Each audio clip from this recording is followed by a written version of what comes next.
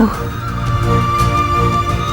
তাই তাই তুমি আমাকে চলে যেতে বলছো? ইয়েস, আমি তোমাকে এখান থেকে চলে যেতেই বলছি। সাজি, আমার এখন তোমাতে মন নেই। তুমি তো জানো আমি কখনো কাউকে ঠকাতে পারি না। কাজে আমি এখন তোমার সঙ্গে কথা বলবো, কিন্তু আমার মন পড়ে থাকবে অন্যদিকে। সেটা তো হতে পারে না, তাই না? তাই আমি সরাসরি স্পষ্টভাবে তোমাকে জানিয়ে দিলাম যে আমি তোমার সাথে কথাটা বলতে চাইছিলাম, আমি তোমার উপর মনটা দিতে পারছি না। আর আমি চাই না ভবিষ্যতে আমাদের কোনো রকম যোগাযোগ থাকুক। প্লিজ আমার এই চাওয়াটাকে সম্মান করো, যেমন আমি তোমার চাওয়াটাকে সম্মান করেছিলাম। আমার বিয়ের আসর থেকে ফিরে এসেছিল, তোমাকে আমি জোর করে হিড় করে বিয়ের বাসরে তো বসায়নি। তুমিও প্লিজ জোর করে আমাকে আমার আর এই তোমার সম্পর্কে ফিরিয়ে এনো না।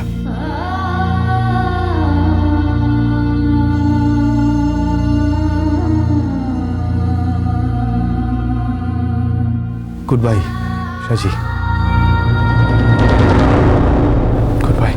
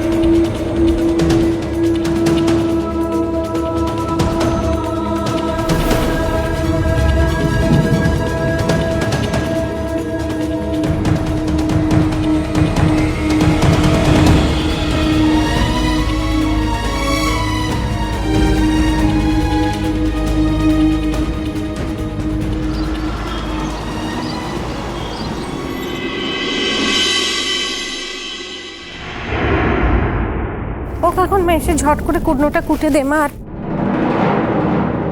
ওই তো সাজিমা এসে গেছে। ও সাজিমা, ও সাজিমা, কথা বলছো না কেন? ও সাজিমা। দিদিভাই দাঁড়া, আমি খুব টায়ার্ড কাকুন, একটু উপরে যাই।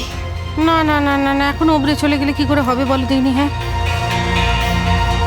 তুমি যে সৌরভ বাবা জীবনকে দেখতে গেলে সে কেমন আছে, জ্ঞান ফিরলো কিনা, এসব আমাদের জানতে ইচ্ছে যায়নি? জ্ঞান ফিরে এসেছে মামনি। জ্ঞান ফিরে এসেছে? চালে দিদিভাই খবরটা দিয়ে। আর ভয়ের কিছু নেই তো? বোধ হয় না। বোধ হয় কেন বলছো? মানে যদি এখনো অনিশ্চয়তা থাকে তাহলে তুমি তো আরেকটু থেকে আসতে পারতে দিদিভাই, আরেকটু পরে আসতে পারতে সবকিছু ঠিকঠাক থাকলে। না, বাবা আর তোমার ভাইও তো গেছে, আর একটু থাকলে ওদের সাথেও হয়তো দেখা হয়ে যেত তোমার। আমার এখন আর ওর কাছে থাকার প্রয়োজন নেই কাকুন। কি বলছো তুমি দিদিভাই? তোমার ওখানে থাকার প্রয়োজন নেই? কি হয়েছে দিদিভাই? মানে ওর সৌরভদার বাড়ির লোকজনেরা খারাপ ব্যবহার করেছে না তোমার সাথে? কাকুন থাক না এখন ওসব কথা। কেন থাকবে সাজিমা? আমাদের জানতে হবে না ওর বাড়ির লোক তোমার সঙ্গে কতখানি খারাপ ব্যবহার করলো?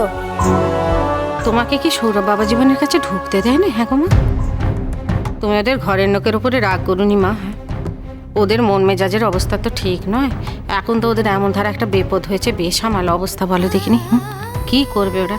তুমি একদম চিন্তা করোনি। সৌরভ বাবা জীবন যখন ভালো হয়ে গেছে তখন পুলিশ আর একদম আসবে না। হ্যাঁ, আর পুলিশ কেন আসবে বলো দেখিনি? সেই যে তাকে হুড়কো দিয়ে পাঠতে দিয়েছে তারপর থেকে তো আসেই না। আর এখন সব চুকে বুকে গেছে, মিটে মাঠে গেছে, আর পুলিশ আসবে না। তুমি নিশ্চিন্ত হয়ে থাকো। তোমার কি মনে হচ্ছে মামনি পুলিশ আসবে বলে আমি এতটাই ভয় পেয়ে আছি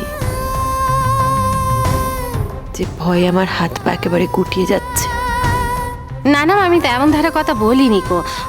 আমি বলতেছিলাম যে সব কিছু তো মিটে টিটে যাবে, সব ভালো ভালো হয়ে যাবে।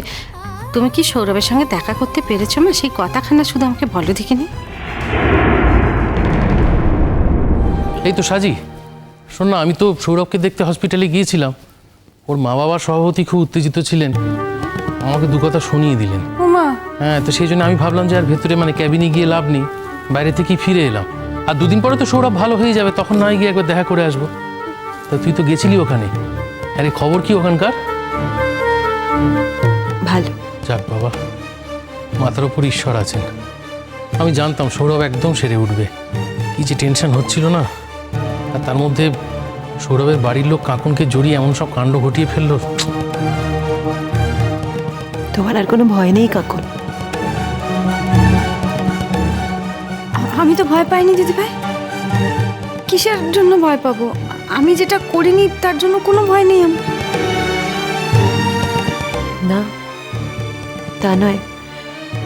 সৌরভ জানে ওর বাড়ির লোক এই কাণ্ড করেছে। সৌরভ ওর বাড়ির লোককে আটকাবে। ওর বাড়ির লোকরা তোমার এগেনস্টে যে অভিযোগ করেছে সব তুলে নেবে কাকুন। আচ্ছা ঠিক আছে দিদিভাই, এইসব কথাগুলো বাদ দাও। এখন তোমার কথা বলো, মানে যে কথাটা শুনবো বলে আমরা দাঁড়িয়ে আছি সবাই এখানে।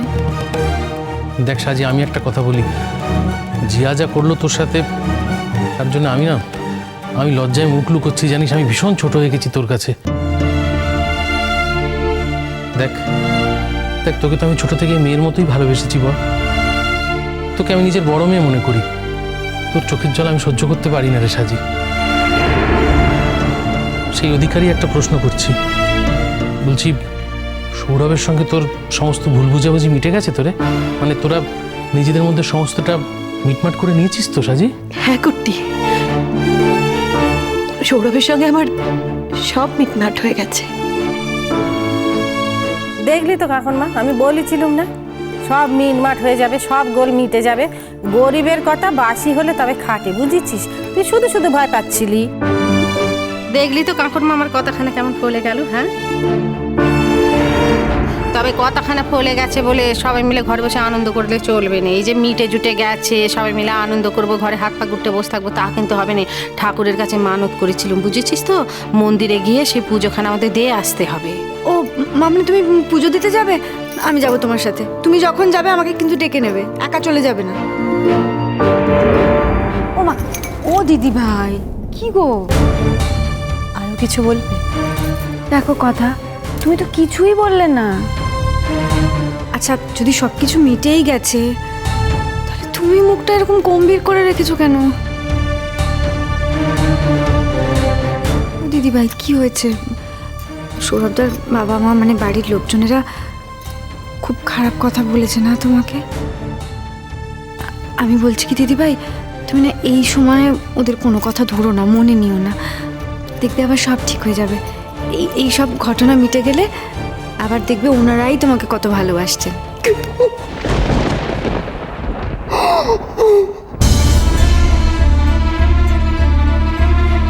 কোনোদিনও কিছু ঠিক হবে না কাকু। সে আবার কেমন ধারে কথা গো? সেটাই আসল কথা মামনি।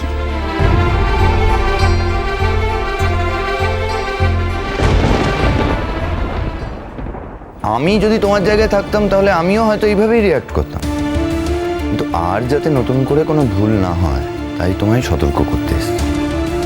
কিসের ভুল?